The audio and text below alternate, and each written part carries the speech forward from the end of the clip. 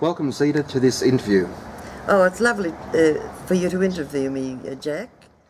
Now, Zeta, can you tell us where exactly in this beautiful country of ours you grew up? Well, actually, I was born in Ayr. Yeah, we were only there for a few years, and when I was about 4, we moved to Mossman. Dad worked on a drumsara at a farm there, the cane cutting, and when the season was over, he'd go prospecting, you know.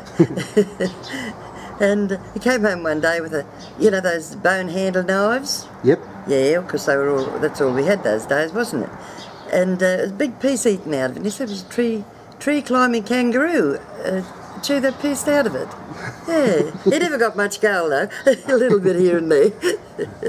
And then in 1937, no, the end of 1936, we moved to Cairns. Oh, okay.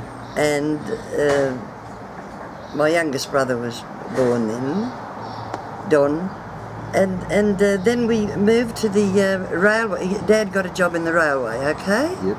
And we moved to the Railway Reserve, and that's where my mother died. Oh, okay. She was only, she picked a pimple on her face. Yep. And she got blood poisoning, you know. Oh, okay. And she was only 35, you know, and she had seven kids. Whoa. Boy. And the youngest was 6 months old, so I became the little mother then. I was 10 years old. Very young age. Yeah.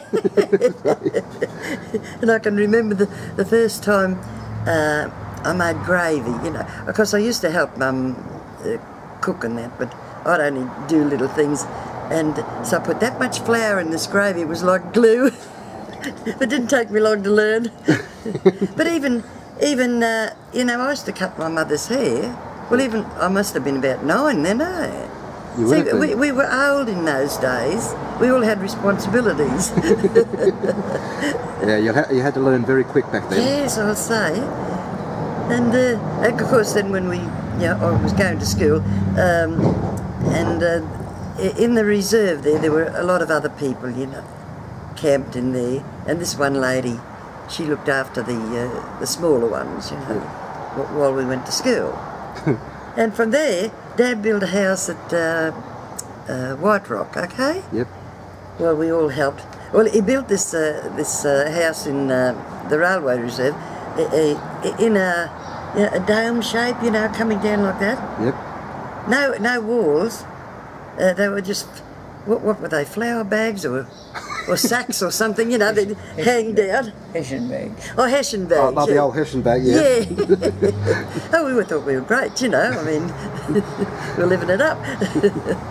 And then the one he built at White Rock, it was the same shape. Oh, okay. But we had walls on that one, and even had a veranda. Oh, well. Yeah, things were looking up. Yeah. What is your earliest memory of you actually singing? Well, when we were living in the Railway Reserve, Yep. I met a girl, her name was Dorothy Juniper. Yeah. And her sister Lily was looking after all her mother died, and she was looking after all the kids. Oh, okay. So Dolly was one of the kids, you see, and she could yodel. She was about 4 or 5 years older than me, and oh, gee, she could yodel. And I really loved it. So she sort of, you know, getting together with her, she taught me some of these songs, you know, Tex Morton songs, and Oh, excellent. and I always wanted to yodel, but I you know. But anyway, that was my first. First met Tex Morton 1939. 1939. Yes, he was at the show at Cairns. We went to see him, you know, because, oh, God, Tex Morton, gee. And he talked and he talked and he talked. And he sang a few songs, but he did more talking than singing. So that was really disappointing, but, you know, it was great to meet him. Oh, he's one of the greats, you know, like, I don't care what they say. He really is. He laid the track down. The father of country music. In Australia, even though he was a New Zealander, he came to Australia, and then the Buddy and him, you know, Buddy Williams. Oh, they were the two, yeah. They were the only two, and they lived a hard life. But, you know, Buddy, he was such a lovely man, you know. He would, no matter what he was doing, he would sit and talk to you and he'd sign your autographs, and no matter what, how sick he was in the end, he would still be sitting there signing autographs, you know. He was marvellous. And Zeta, who were your influences in music? Shirley. Well, my main interest was Shirley Toms. Oh, Shirley Toms. I love Shirley. Actually, when I was going to the Warwick School, when I was living at White Rock, Yep.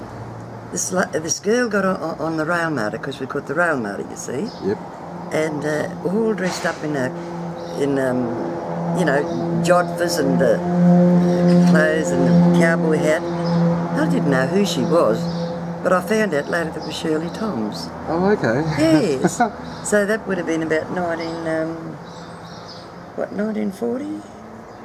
Oh, I've got all the dates at home, but anyway, No. I can't really. And when was your first public performance? Oh, now you got me, haven't you? When we did move to Brisbane, and then I moved up to Toowoomba and lived with my grandfather. Yep. Well, then he did buy me my first guitar. Yep. From Cliff Tooten. Oh, okay. Okay, he's a brother of Eric Tooten. Yeah. Oh, yeah. Yeah, you know Eric Tooten. Yeah, okay. heard of it, yeah. Yeah. And well, Cliff was really great. He really helped me, because he didn't think I'd be any good, you know. But he was good. And well, I know it had to be 1946 or 47. I know in 1947 I used to go to the Toowoomba Town Hall. They'd have the midday concert run by Jean Leroy. Oh, okay. Yeah. Bit of history But there. that was not, yes, well I started singing in 1945. That's when I first got the guitar. 46 we were doing shows, of course all the soldiers and things were around at Gatton and Crow's Nest, and we'd do all the different shows all over the place. And Jean Leroy also had a radio program on 4GR. Oh, yeah. Yeah, so we would sing up there, you know, a little bit. But anyway, the main thing was the concert at the midday concert. The town hall. Yes, and this one day I was walking up there, and this was 1947, March 1947, so Friday. I think it was the 21st of March. Oh, isn't she good? And this chappie came along with a guitar. He saw me in front of him. He caught up to me, and he introduced himself, and he said his name was Ron Peters. Oh, Ron. Yeah. And oh, gee, it was really nice. And after the show, I took him round to a friend's place, and he sang some songs for us and everything, you know. And he just had published the first song he had published, and it was published in New Zealand. Oh, okay. That Fateful Pony of Mine. So that was the first piece of music that he ever had published. Huh. So I don't know whether that was his first song, because somebody told me that the Boona one was his first. Yeah, I wouldn't. But this was 1947, and and the first published song. So you would think it was his first song. In oh yes. Then later, Cliff said to me, "Would you like to go out with a travelling show? Okay, a travelling vaudeville show." And I said, "Yes. Oh yeah, I'd do that. You know, because I had no really ties, sort of thing." And his brother Eric was in this show too. Yep. And it was called The Leicester's Follies. Oh yeah, yes. Yeah. So I had 2 days' notice to go, and at the time I was working in a house. The Knights had the laundry up there, and I was working as a housemaid in their home, you see. So I gave them 2 days' notice, and off I went, and gee. Never looked back. Who else joined that show at the same time as Gordon Parsons? He was a bit late. It opened at. Well, the 31st, I think it was the 31st, Saturday, the 31st of January 1948. Yep. Yeah. Okay? Yeah. Gordon Parsons, He wasn't we started off in Ipswich, Yep. Yeah. and he was the star attraction, Gordon. Wow. Yeah. But when the show opened, he wasn't there. I know. Yeah. He came up by train. He missed his first train, see? Okay. I got him as a wag, that Gordon. And when he did, and the people were getting restless wanting Gordon, you know, and he caught this later train, and of course it was dark, and he took a shortcut through this paddock. Well, of course it's dark and he couldn't see, and he fell down a hole. And his guitar went one way and he went the other, and he splattered all in. Oh, hell. But he finally made it. He got there because he was at the end of the, I think it was at the end of the first half, or whatever. No, I think he was the last. But they loved Gordon. They did. Absolutely loved him. So he was with the show for 6 months. Yep. But he was engaged to this girl, Zelda Ashton, okay? Yep. So he, well, the boss, Bill Wood, he gave him a week off to go down and get married and come back with the show and bring Zelda back with him. But they were only, the full time that he was there, he left in June, okay? Yep. And I think it was a Boona that he left, and we moved to Lowood, wasn't it Lowood? Yeah, before that he fell off the stage at Dolby. Oh yes, I know that. Yeah. Well, because Bill was very strict about drinking, you see. Oh, yes, He yes. didn't like. But anyway, some of them went over to the pub because it was a very hot day, and they went over to the pub and had a few beers. And when time for Gordon to get up, well, you know, he was staggering around, and then he went. He walked backwards and he fell backwards over the back of the stage. Wow. Behind this, yeah, and the crowd roared. They thought it was all in the act, you know. But what Bill reckoned, somebody spiked his drink. Oh, okay. Well, they could have too, because you know people do that.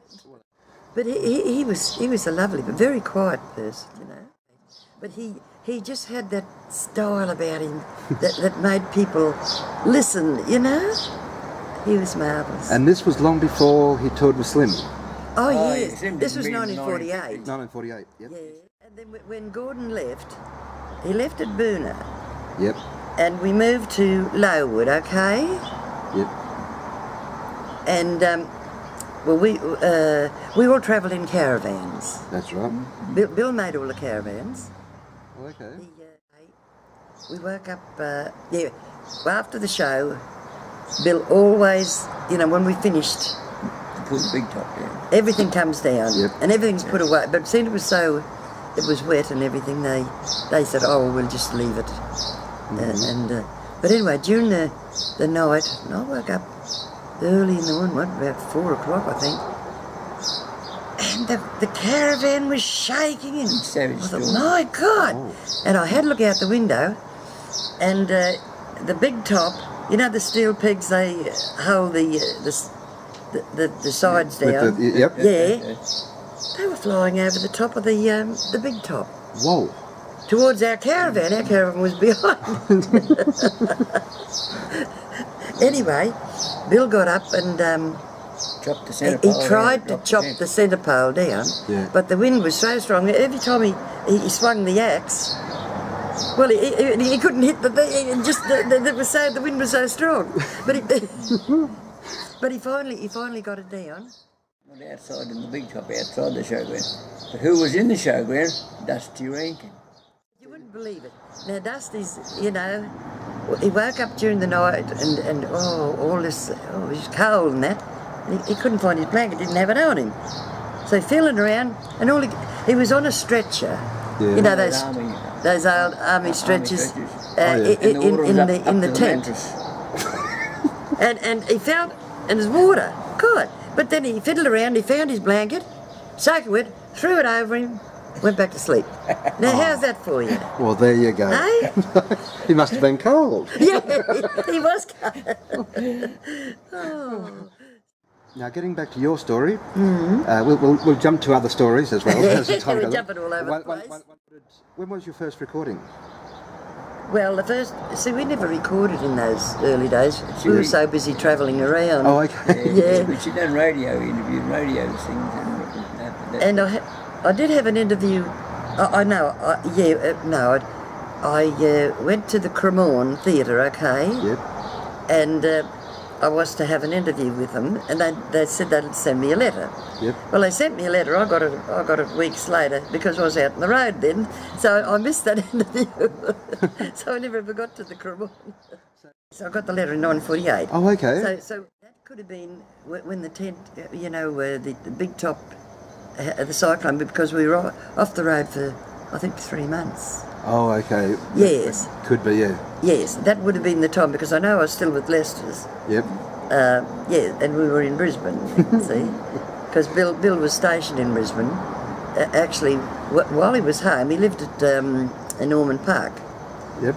And he always built the caravans for the showmen, you see. It's like this, at the Christmas break in 1948, okay? Yep. Lex and I, the daughter, Bill's daughter, we got a job in the Atlas Cafe in Adelaide Street in Brisbane, okay? Yep.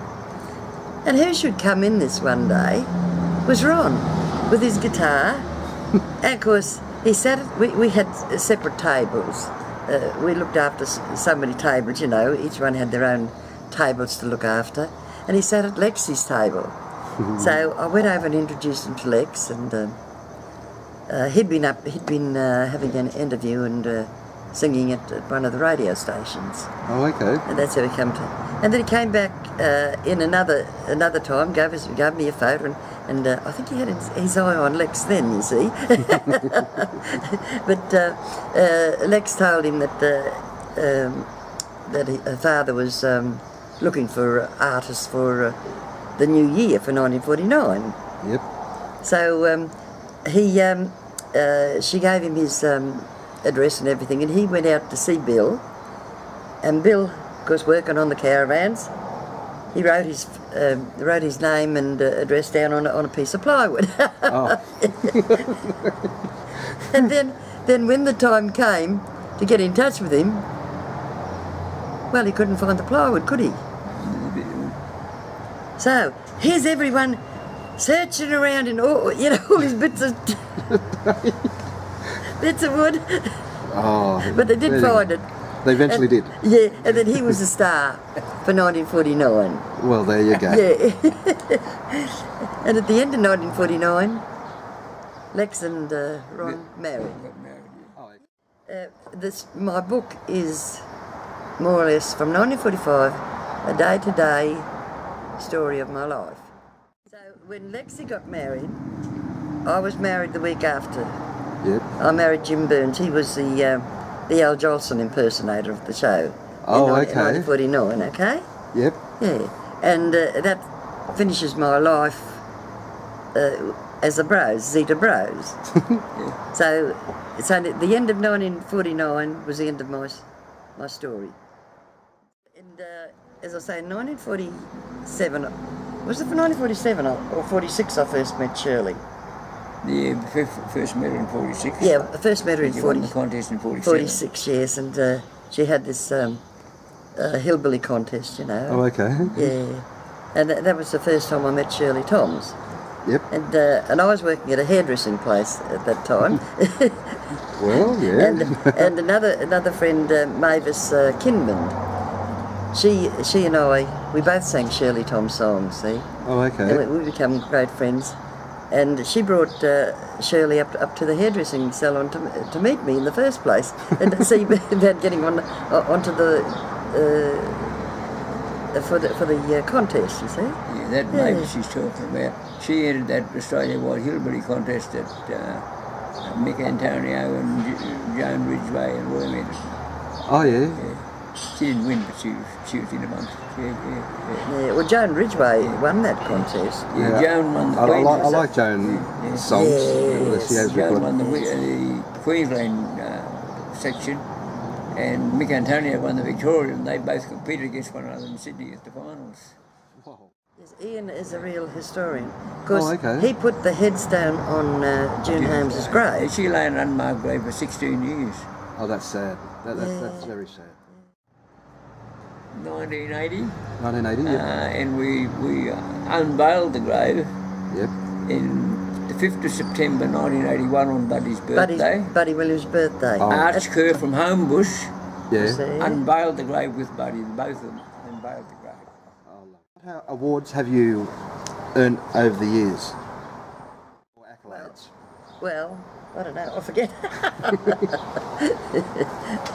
Well, you got the award in 1996. You got award for 50 years in country music. Oh, okay. But in the same year, 1996, in Toowoomba, Yep. at the Carnival of Flowers, she got the 50 years in show business award.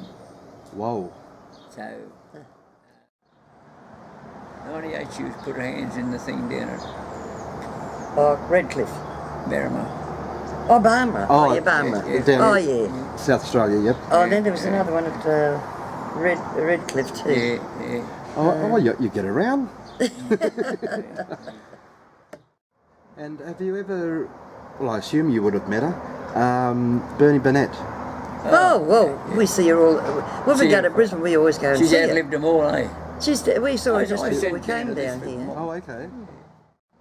She actually, when she put her hands in the cement, Yep. well, she couldn't come down to Tamworth. They went up to They put her. up there and down at her place. Oh, dead set. Yeah, and Ian videoed it all and took photos. yeah. And, Wow. They Yeah. brought this block of concrete down and put it in. and would you Stuff believe there. it? They had a terrific hailstorm. Huge, big hailstorm. Everybody got caught out and all their cars were damaged. So it's a time you'd never forget, you know. Exactly. When Dusty Rankin was with Skewthorpe's, Skewthorpe's, yep. I did Violet asked me to sing a song with the Dusty, okay? Yep. And she asked me to go out with the show. And I said no, because I was with Leicester's and I wouldn't leave Bill because Yeah. I mean I was like, they were like parents to me, you know, because my mother, you know, dying so Very young, young. and they were wonderful. They even when we come back from the shows, you know, at Christmas and that, I would still stay there in the caravan. They were. It was £4 a week for the women and £6 a week for the men. Doesn't seem fair, does it? But everybody did their little bit. Yep. You know, they put up the tent, they put up the big top and put out the chairs, and everybody would help. Yep.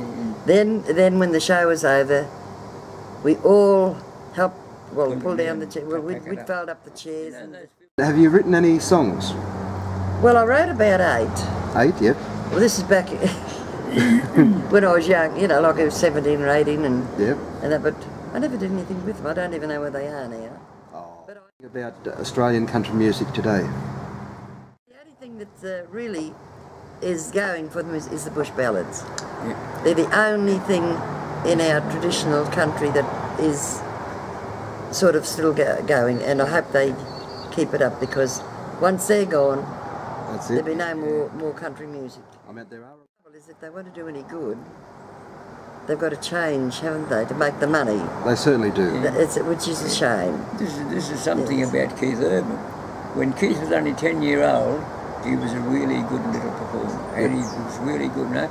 And it was us that got him onto the Reg Lindsay Homestead show. That'd give him his start. Whoa.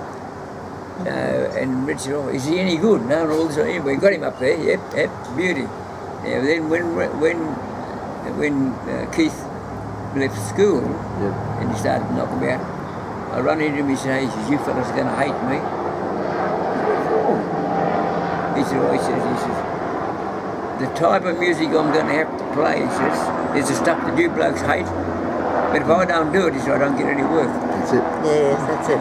Oh, G was a lovely kid. We've got lots of photos of him because he was in our concerts, you know, like in the shows we used to do around. And he always sang The Coat of Many Colours. I love that song. And he had that high voice, you know. He played an instrumental too, didn't he? And there was, what's her name? Angie Marquis. Yeah. She was one of the girls. He always played for her and another, oh girl, I've forgotten their names now. But I might be getting old, I think I forget. Oh. And Zeta, you are still performing? Oh yes, yes. Oh, that's good. Yeah, that's another good point actually. If you go back to you go all over Australia today, Yep. and this is the only one that came out of those travelling tent shows in the 40s is still doing it now. Yes. And I believe today is a special day for you. Yes. It's her birthday. Happy birthday. Oh, thank you.